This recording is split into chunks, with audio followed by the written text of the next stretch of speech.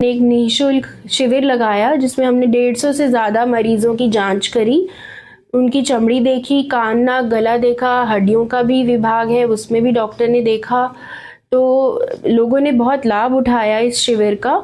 और जैसे आजकल पोल्यूशन बहुत ज़्यादा हो रहा है, एयर क्वालिटी इंडेक्स बहुत ज़्यादा पुअर हो चुका है, तो उसकी वजह से भी और सर्दी की वजह से भी, दोनों वजह से चमड़ी में बहुत सारी दिक्कतें होती हैं, जैसे कि सूखापन आना, रूसी होना, बालों का झड़ना, पिंपल्स होना पोल्यूशन की वजह से, फंगस का होना। ये सब बीमारियों की जांचें हमने करी और लोगों ने इसका बहुत लाभ उठाया। इसमें बहुत तरह की स्किन डिजीज़ेज़ हो सकती हैं, जैसे कि रूसी होना, बालों का झड़ना, मुहासे होना, फंगस की इन्फेक्शन होना, रूखापन आना चमड़ी पर अलग अलग तरह के रैशेज़ होना, दाने होना, खुजली का होना। तो इन सब से बचने के लिए हमको एक तो घर में रहना ज़्यादा ज़रूरी है, बाहर आप कम से कम निकलें। इसी वजह से आपने देखा होगा कि बच्चों की स्कूलों में छुट्टियां भी कर दी गई। तो जितना आप घर पे रह सके उतना अच्छा है। रोज़ स्नान लें, स्नान लेने के बाद अच्छे से मॉइस्चराइज़र लगाएं जिससे कि मॉइस्चर लॉक रहे।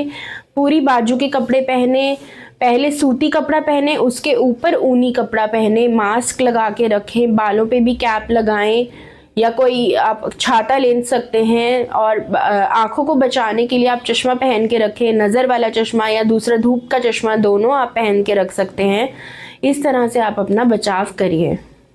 हमने एक फ्री मेडिकल कैंप लगाया था जिसमें हमने जागरूकता की है स्किन डिपार्टमेंट से रिलेटेड सारी बीमारियों के लिए, ईएनटी डिपार्टमेंट से रिलेटेड सब बीमारियों के लिए और ऑर्थो डिपार्टमेंट से रिलेटेड सब बीमारियों के लिए।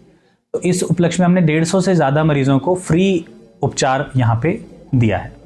जैसा कि अब आप लोग जानते हैं कि सर्दियाँ आ रही हैं, तो सर्दी के मौसम के अंदर घुटनों का दर्द, कमर का दर्द और जितने भी पुराने दर्द हैं वो अक्सर बढ़ जाते हैं। इसके 2-3 प्रमुख कारण हैं। क्योंकि सर्दी में प्रेशर कम होता है तो जॉइंट्स फैलने की कोशिश करते हैं, उस वजह से मांसपेशियों में अकड़न आती है, उस वजह से, और हमारा सर्दियों में वैसे भी चलना फिरना कम हो जाता है तो उस वजह से हमारा जोड़ों का दर्द बढ़ जाता है। इससे बचने के लिए हमें गर्म सिकाई करनी चाहिए, पानी ज़्यादा मात्रा में लेना चाहिए, एक्सरसाइज और स्ट्रेचिंग करना चाहिए। अगर इन सब के बावजूद भी आपको लगता है कि आपके घुटनों में सूजन है, लाली है या दर्द बढ़ता है तो अपने डॉक्टर से सलाह लें। Thank you. ईएनटी का कैंप लगाया है जिस दौरान हमने लोगों के चेकअप किए हैं, कान की चीज़ों को चेक किया है। इसमें मेन जो प्रॉब्लम होता है, इस टाइम में जो मौसम जो है बदल रहा है, जिन लोगों के कान के पर्दों में छेद होता है, नज़ले की दिक्कत होती है, मौसम के बदलने के टाइम में उनको बहुत ज़्यादा दिक्कत होती है। तो हमने उनको देखा है, उनको रियायत दी है, हमने उनको समझाया है जिनके कान के पर्दों में छेद है उनको अपना कान गीला होने से बचाना है, नहाते वक्त ध्यान रखना है। और अगर उनको पूरा इलाज चाहिए उसके लिए हम लोग ऑपरेशन के बारे में भी उनको समझाया गया है।